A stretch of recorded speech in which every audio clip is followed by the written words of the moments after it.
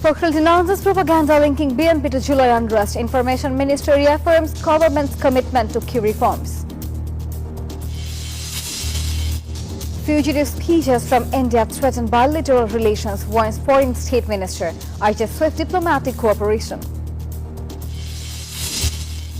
And Home Minister rolls out August 5 sabotage by banned Awami League. Security forces remain on high alert for extremism. Welcome to the News 24 English Bulletin. This is Nafisa and those were headlines. Now the details. BNP Secretary General Mirza Fakhrul Islam Alamgir said a misinformation campaign is falsely linking his party to the July movement. Speaking in Dhaka, he called for constructive opposition politics. Senior Joint Secretary General Ruhul Kabir Rizvi warned that divisive rhetoric could encourage authoritarianism. At another event, the Information Minister said the government remains committed to implementing every promise of the July Charter through a democratically elected parliament.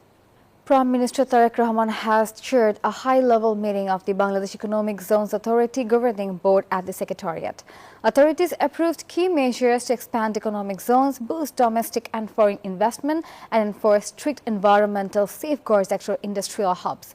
Decisions included planting 125,000 trees across export processing zones nationwide as part of the government's wider greening initiative. The board reviewed plans for establishing new economic zones while optimizing new state assets. Prime Minister Tareq Rahman has issued 3 key directives to address the energy crisis and expand renewable energy. At a meeting in the Secretariat on Monday, he ordered the gradual installation of solar panels on major government buildings. He also approved support for importing raw materials used in solar inverter production. The Prime Minister further called for an effective economic model to make solar power more affordable, accessible, and financially attractive. Bangladesh does not want diplomatic ties with India harmed by political statements from fugitives living there. State Minister for Foreign Affairs Shama Obaid stated this during a press briefing at the Foreign Ministry on Monday. Shama Obaid clarified that Bangladesh seeks good relations with all neighbors including India and China. Addressing recent public remarks by ousted leaders abroad, she noted that Dhaka continued to invite foreign investment from around the world.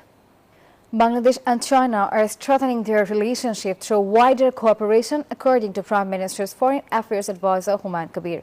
Speaking at a forum in Dhaka, he said both countries are working to deepen bilateral ties. He highlighted cooperation under the Belt and Road Initiative, infrastructure development, and regional connectivity. China's ambassador described Prime Minister Tareq Rahman's visit to China as historic and expressed optimism over the Teesta project and the Myanmar corridor.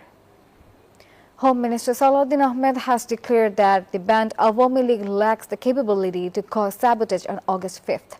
Speaking at the Secretariat, he assured that law enforcement agencies remain vigilant against any extremism or radical threats. Regarding former police chief Benazir Ahmed, Bangladesh has engaged a law firm to appeal his bail in Dubai. Additionally, authorities are investigating a bomb discovered near a metro rail structure, while U.S. Special Envoy Sergio Gore reaffirmed full support for Bangladesh. 4 officials and employees of the Kashimpur Land Office in Ghazipur have been suspended over alleged irregularities. Deputy Commissioner Mohammad Nurul Karim Bhuiya ordered the action after a surprise inspection on Monday. He reviewed official records and spoke with service seekers. A preliminary inquiry found evidence of misconduct. The High Court has ordered the Health Ministry to recover 32 acres of encroached land belonging to the Infectious Diseases Hospital in Mahakhali and return it to the hospital authorities within 30 days.